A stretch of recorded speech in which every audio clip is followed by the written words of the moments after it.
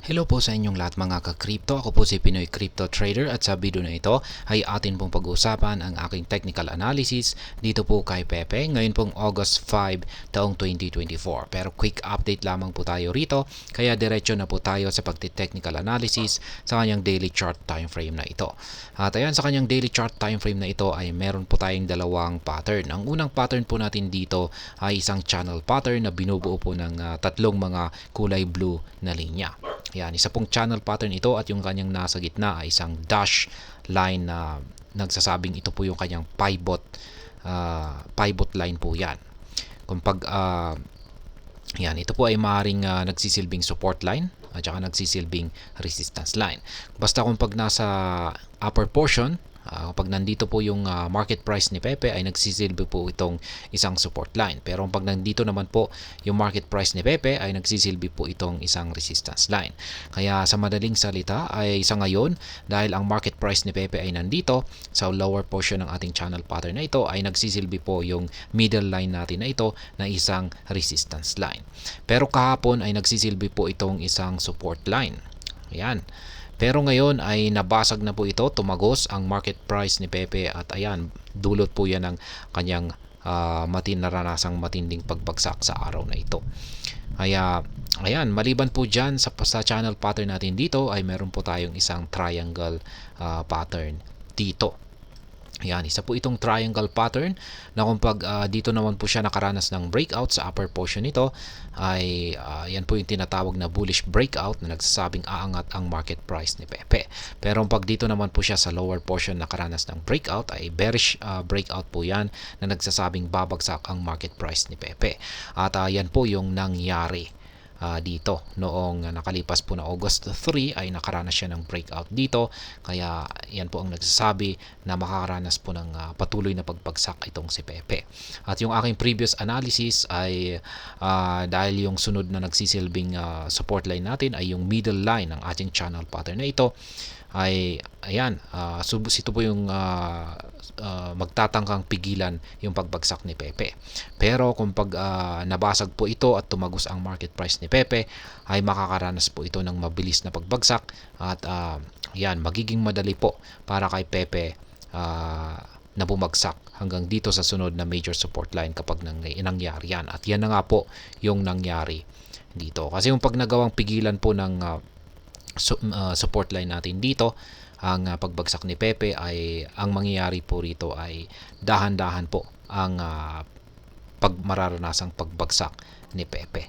Pero kung pag nabasag po yan ay magiging mabilis yung kanyang pagbagsak dito. Kaya mukhang sa mga paparating na araw ay mukhang aasahan po natin na tuluyan na pong babagsak itong si Pepe hanggang dito sa sunod na major support line natin dito sa 50 digits 442 or dito na rin, ayan, dito na rin sa lower portion ng ating channel pattern dito. Ayan, itong kulay blue dito na nagsisilbi po itong trend support line. Ayan po ang posibleng mangyari rito. Ayan.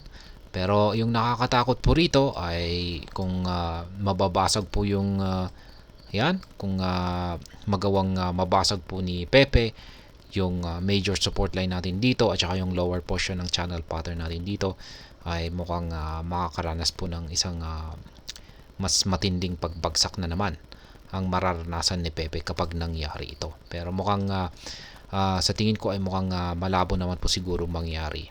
Yan.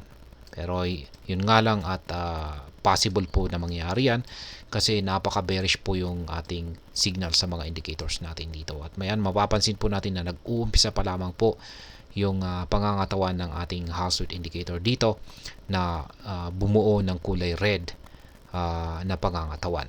At ayan, yung ating QQE mode indicator naman dito ay ayan na kulay blue, kulay red na mga QQE bars na lumalaki ang mga sukat nito. Ibig pong sabihin nito ay napaka-tindi po ng selling pressure na nararanasan ngayon ni Pepe.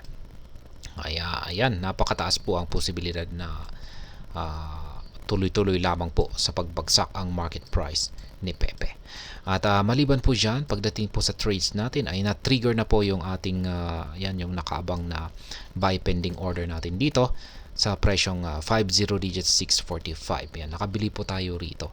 At kailangan po natin gawin ay mag-set na naman po tayo rito ng take profit natin dito sa minor resistance line na 50 digits 879. Ayan, balik po sa pagiging 50 digits itong si Pepe sa kanyang presyo na ito. At ngayon ay meron na lamang po tayo nag-iisa rito na isang buy pending order. Kaya ayan, mas maganda po kung dagdagan natin ito.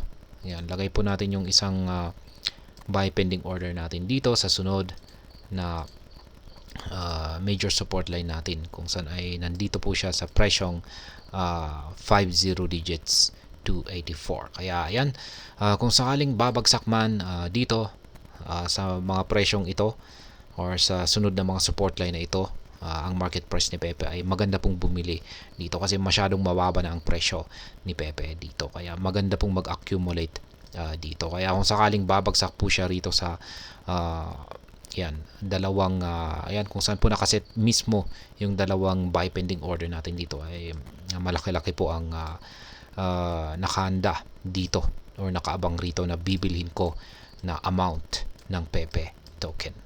Kaya yan po ulit yung aking mga live spot trading positions dito po kay Pepe.